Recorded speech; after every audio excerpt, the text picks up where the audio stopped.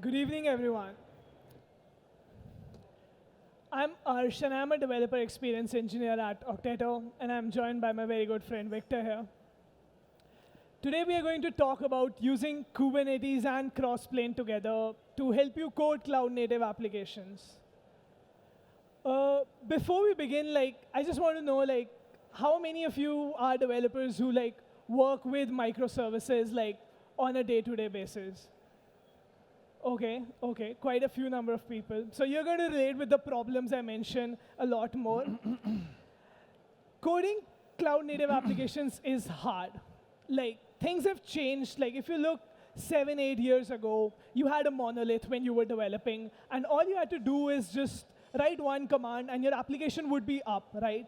And the code you write, you save it, you see your changes. But that changed when we started splitting our monoliths into microservices. The very fact that we broke down our application into multiple pieces meant that when developers had to develop, they would have to combine those pieces together to bring the entire application up. Now just think about it from the perspective of a developer.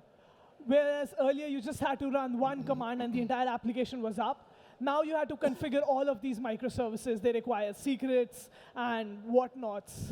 So let's say you're working on the back end and you make a change. But you want to see that change and how it looks with the front end. So you are now bringing up the front end. Now you're bringing up the back end. And the database is also separate. So you have to bring that up now and do all the connecting.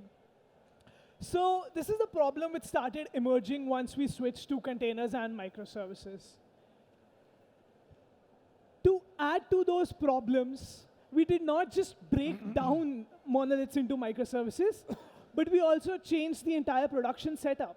We started using Kubernetes in most of our production environments.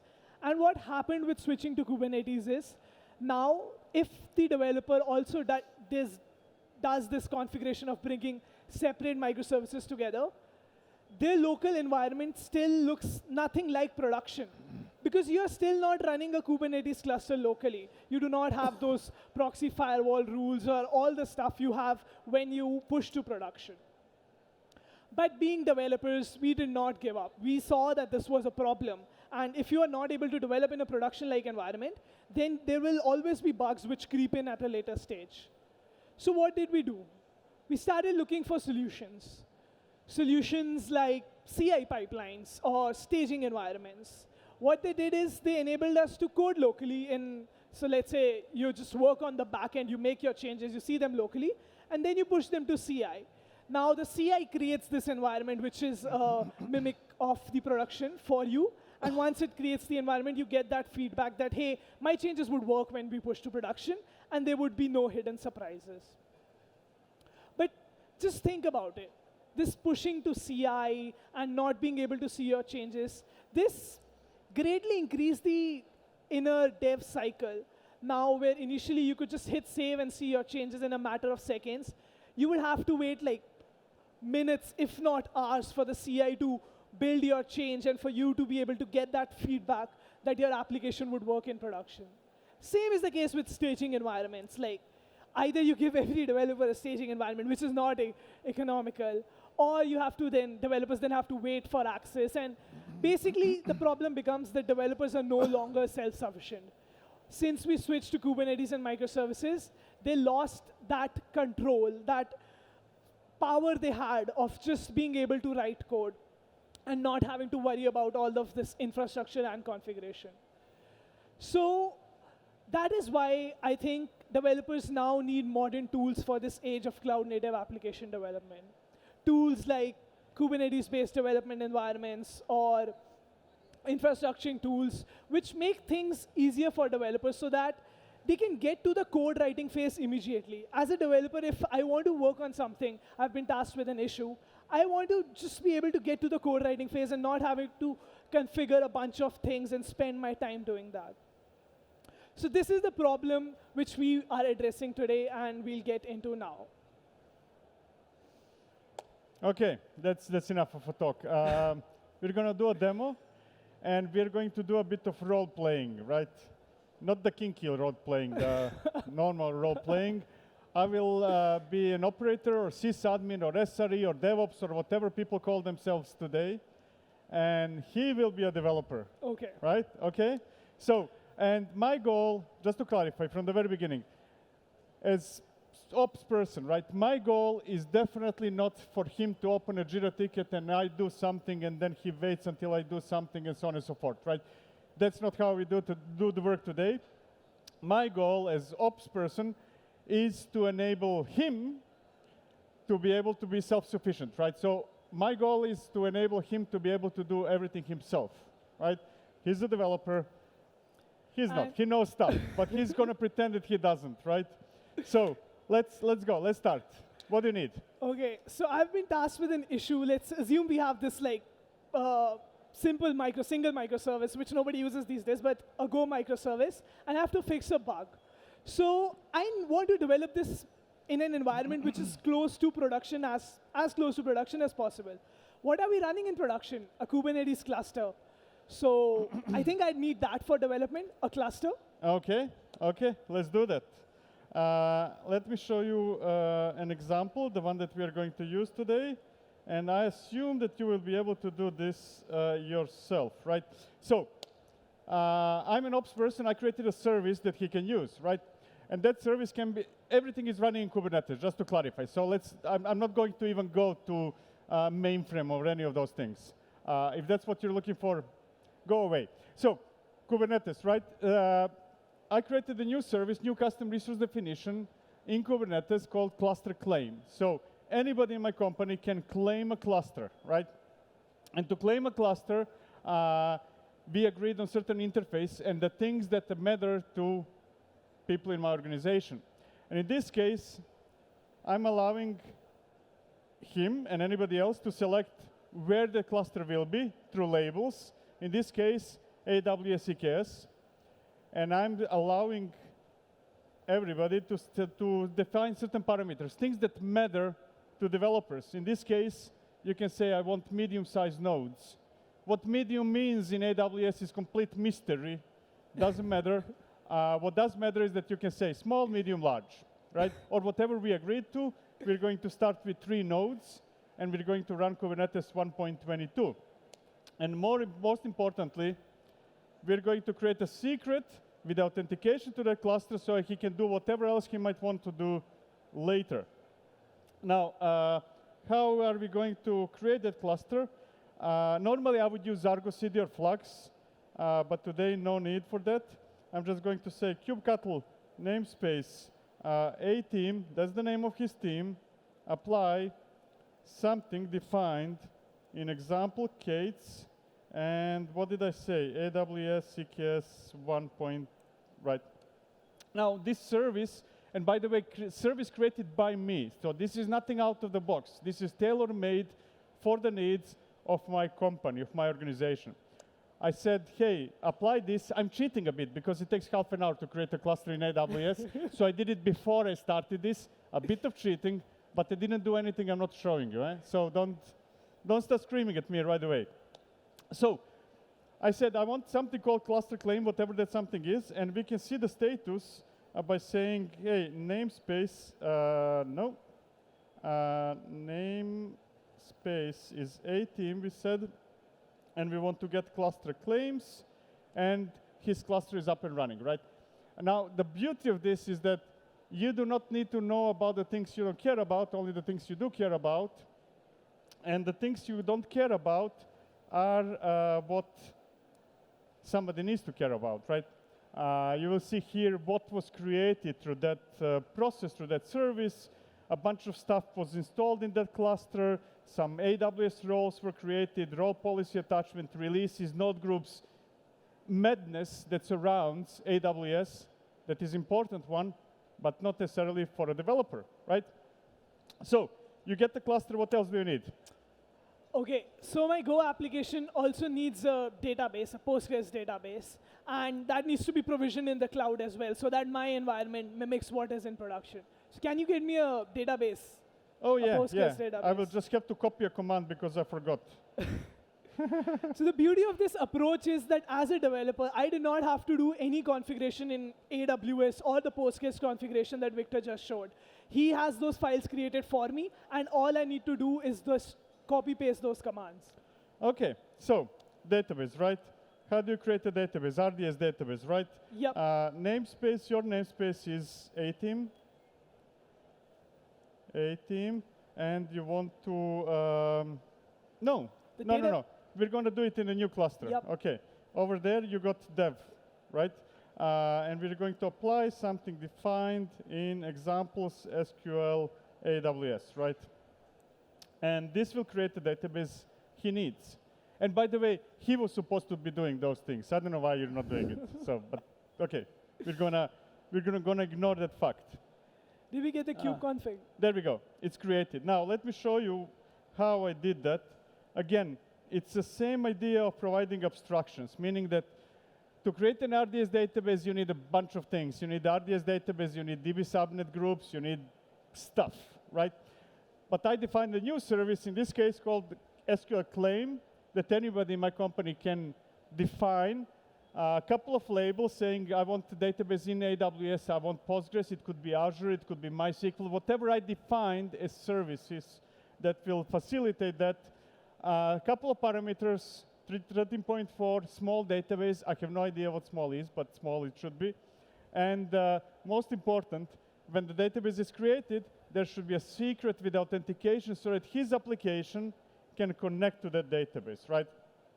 Everything very easy. Now, there are a couple of things here important. First, let's take a look at the status of the database. Cattle namespace is dev, and we want to get SQL claims, right? It can be anything. Did you get and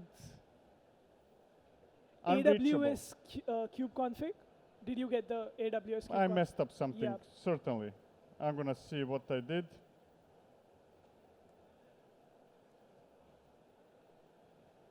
Maybe I killed my cluster, who knows? Yep. Yeah, my local cluster is dead. This is what you get with live coding. Things go wrong.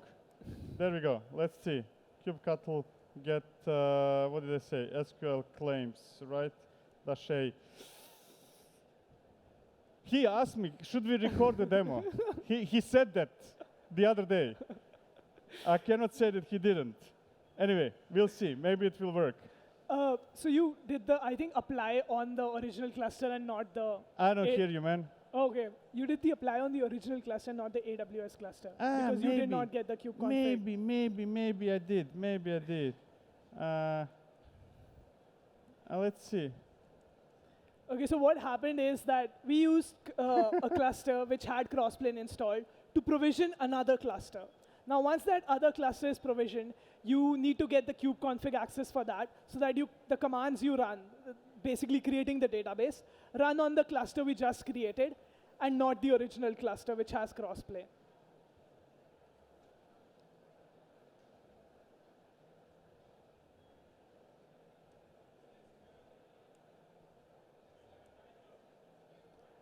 There's a typo. SLQ. You've been typing SLQ. That's the problem. I knew it. I knew it. I didn't know it. But here we go.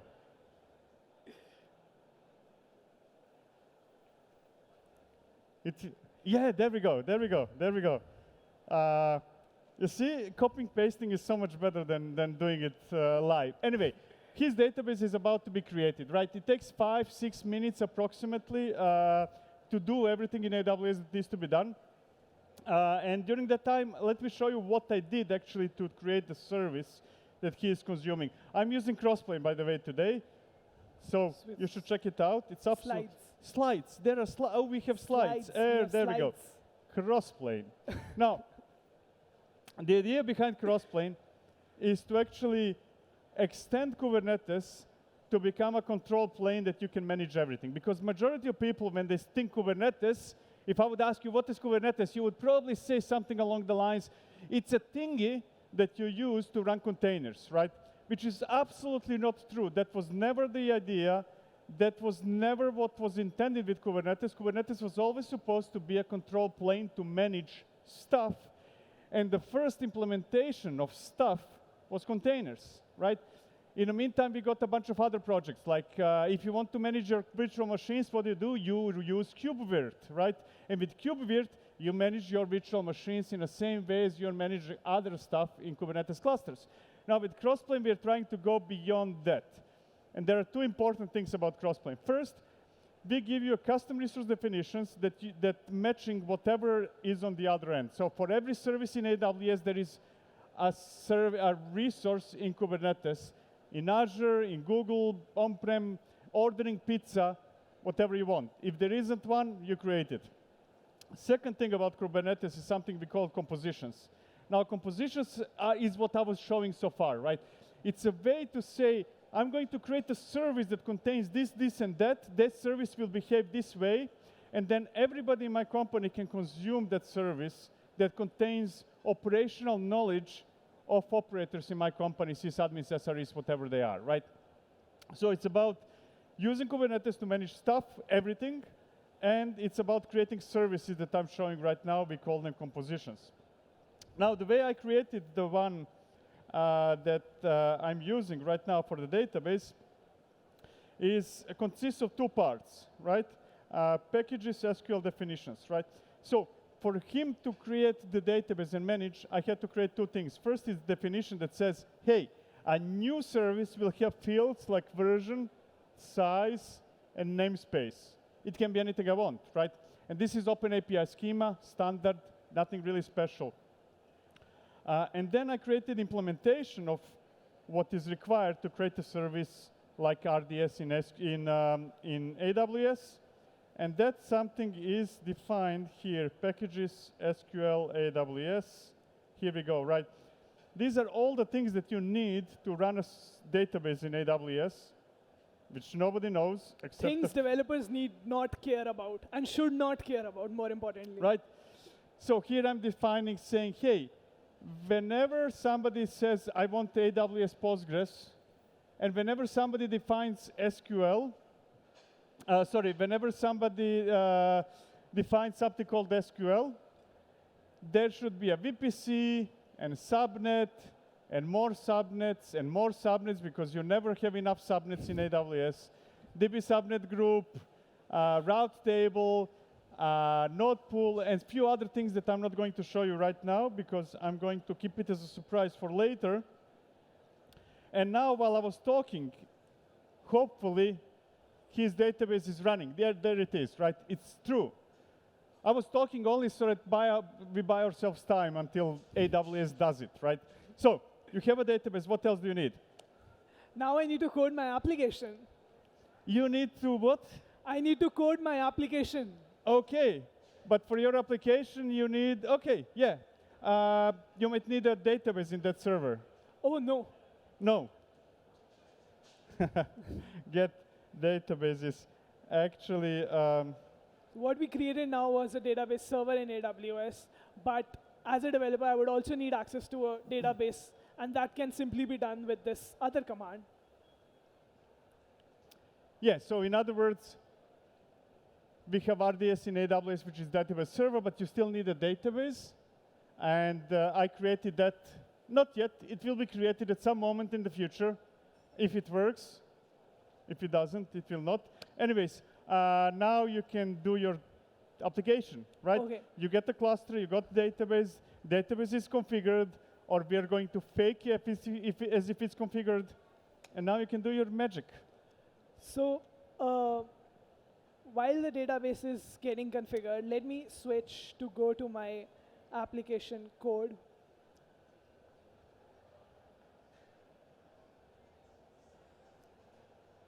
And let's see if my database is there or not.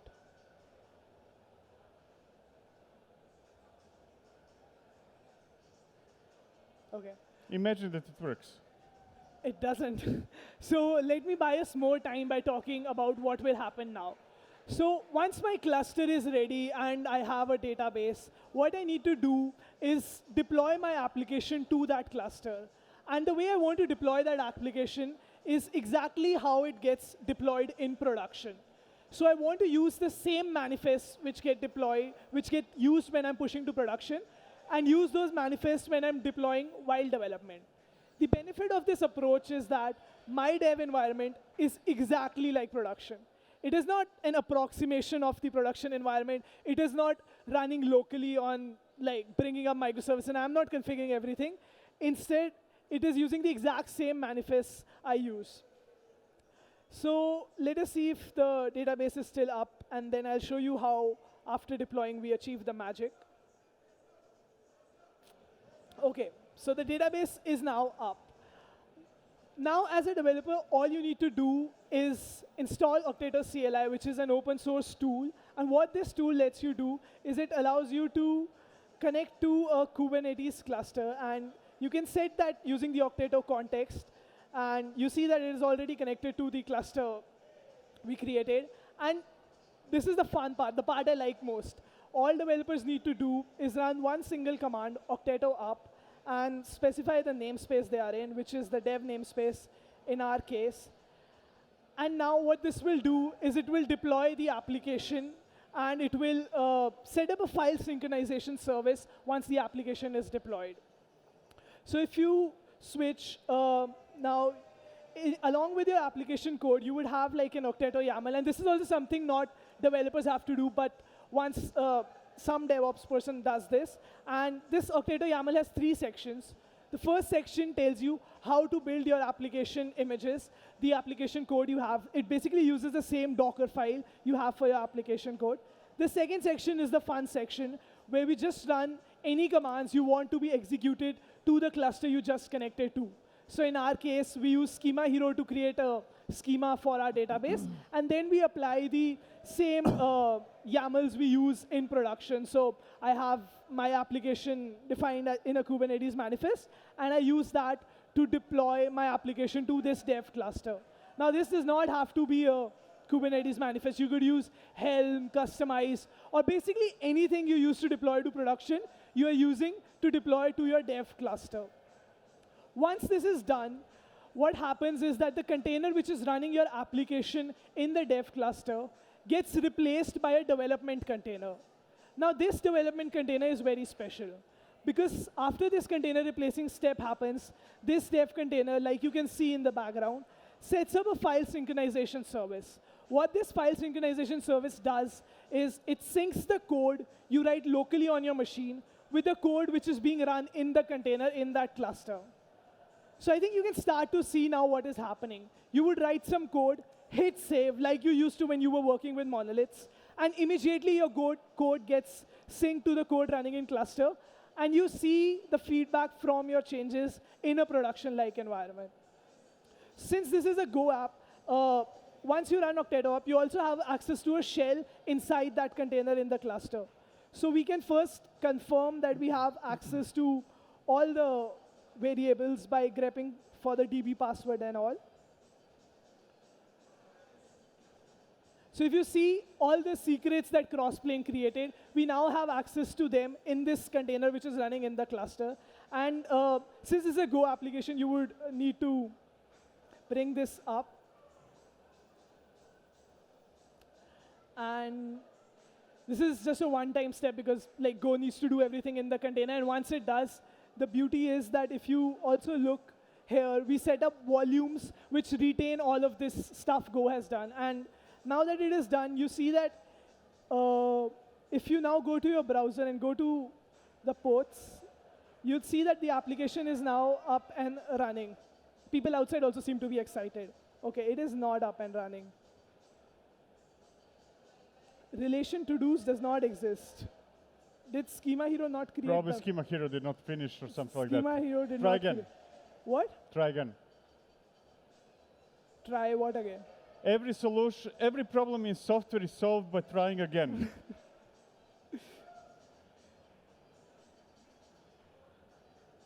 Just create it manually in the PG admin. No, just try it again. No, the relation does not exist, right? So restarting it won't work. OK, then it's not working. Create it in PG admin. Yeah. We can create it in PG That admin. will take time. So it looks like Schema Hero failed us this time, but ideally Schema Hero should have created a database called MyDB in, wait, go back to the code. Huh? Go back to the code.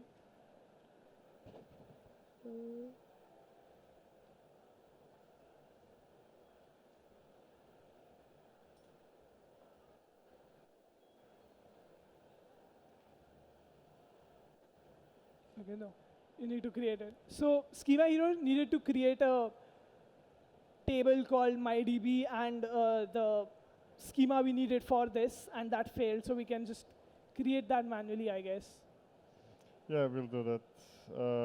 Let me see, how do I do that?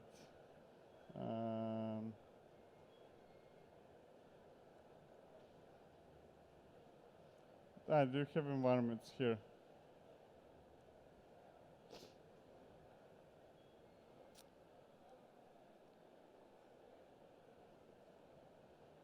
I know what the problem is. Kube config expired.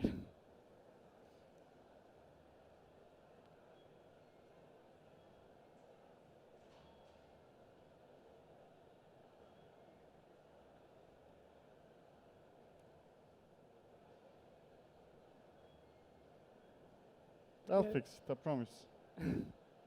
I have faith in Victor. I don't, but I'm good at pretending.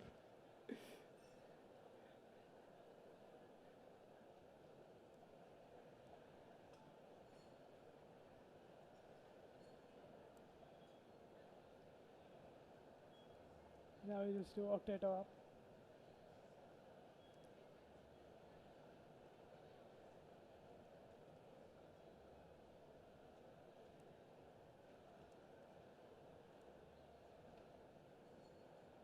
There we go, fixed.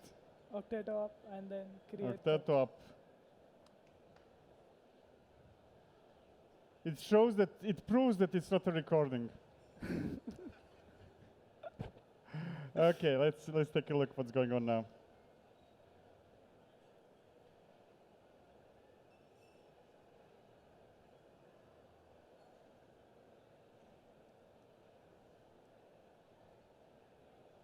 Go to the browser and refresh.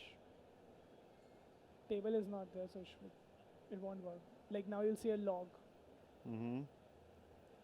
So this is what happens, like even though we are pinging from our local environment to the port 3000, what Octeto does, it transfers the port which is on the cluster to your local machine. So you can also access that port locally. So the experience is as if you were writing locally using all the same tools you love, like the IDE you want.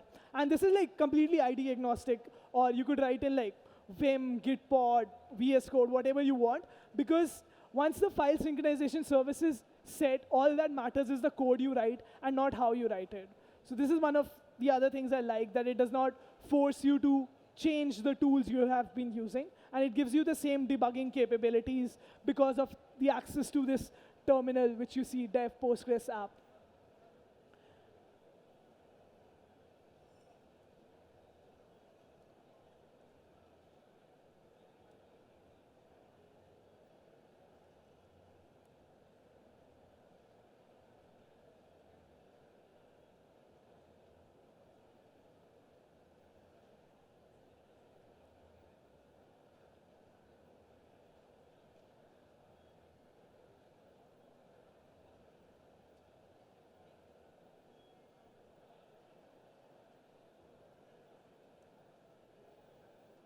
$80, 3000.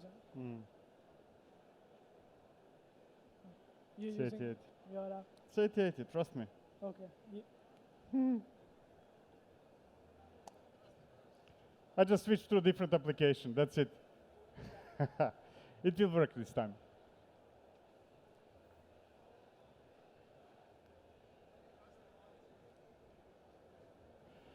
Okay, talk about Octeto. Yep. Sell it to them, sell it to them, sell it. So what I I'm want kidding, to it's open source, so nothing to sell. There we go. is it's still pulling the image. Yeah, it's pulling. I switched to a different application, the one without the Yep. database. So open that in VS Code. I don't know where it is on your laptop. Just make a change. What application is that? So now I'm a developer who has been tasked with developing an application I've never seen before. Exactly. There we go. Bring it up. Okay. There we go. Run, go run.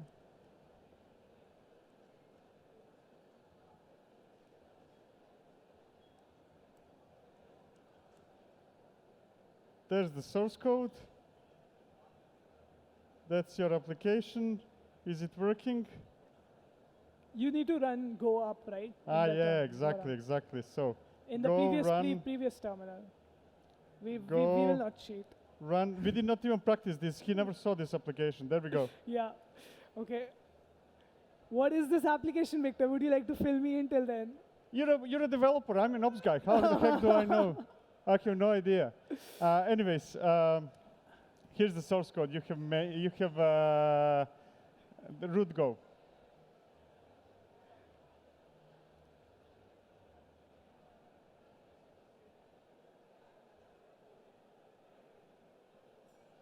So all of these commands which you see after this are being run in the remote cluster. So this gives you the, and once these commands run, like we forward the ports from the cluster to your local machine. So now you can, now this like go run which got executed, it did not get executed on your local machine, and instead it was executed on the AWS cluster.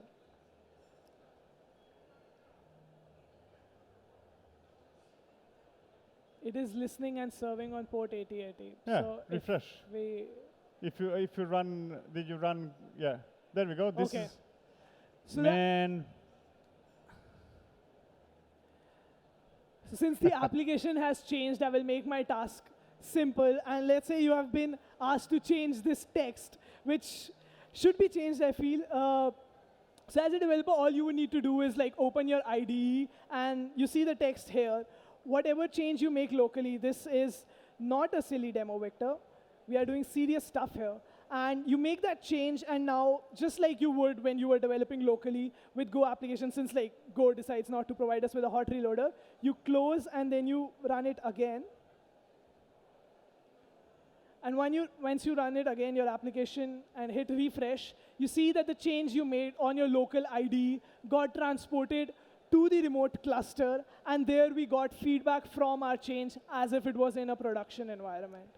There is a typo over there. This is not a silly demo. There is no A. You need to change it again. You're giving me more bugs to fix as we talk, but anyways, jokes apart. So what we want you to take from this talk is that developers need environments which are like production to code in, because as we write more and more microservices-based applications for cloud, we cannot have this gap between a dev environment and the prod environment. And the only way to bridge that gap is using tools like Crossplane and Octeto CLI, which empower developers to code in a production-like environment.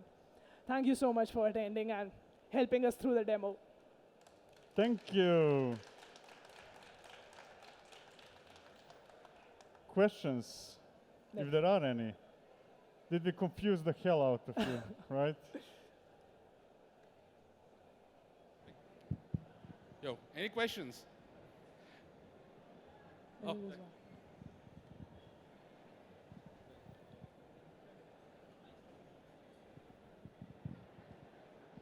Nice, guys. Do you guys support private cloud deployments based off OpenStack, for example? Sorry, I'm not. Do you guys support private cloud deployments like OpenStack? Like OpenStack, yeah. So Are you asking for Crossplane, right? Or the Octeto? What are you asking this for? The Crossplane part or the Octeto? Crossplane. Crossplane. Okay, so Crossplane is just like many tools in that area are based on we call them providers. So there is AWS providers, Azure provider, and so on and so forth, right? Now, I don't know specifically for OpenStack, simply because I don't even follow anymore all the providers people made and companies and so on and so forth. So OpenStack might be available. We can Google it later. If there isn't, then anybody can create. There is either you can create it from scratch. It's a bit of Go. Go is cool. Or there are ways how to generate the code. So it's a relatively straightforward process to create a new provider in case it doesn't exist. I'm intentionally being a bit more higher level because I don't know specifically for OpenStack. I can look for it later. But if there isn't, you can create a provider yourself. Theoretically, I mean, I've seen a provider that orders Domino's pizzas, so anything is possible, right?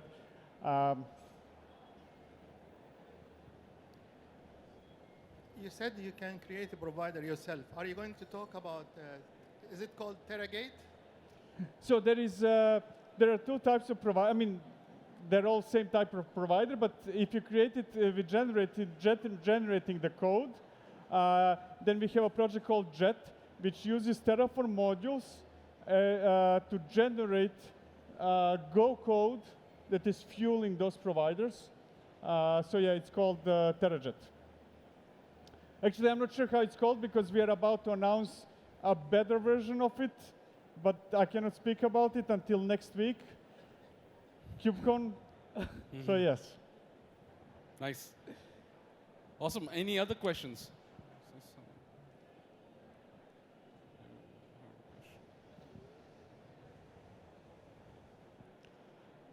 All right. There's one. Okay, I there's one. saw Awesome. him. I see him. There he is. There he is. Yeah, sorry for the last minute question. No worries, no worries.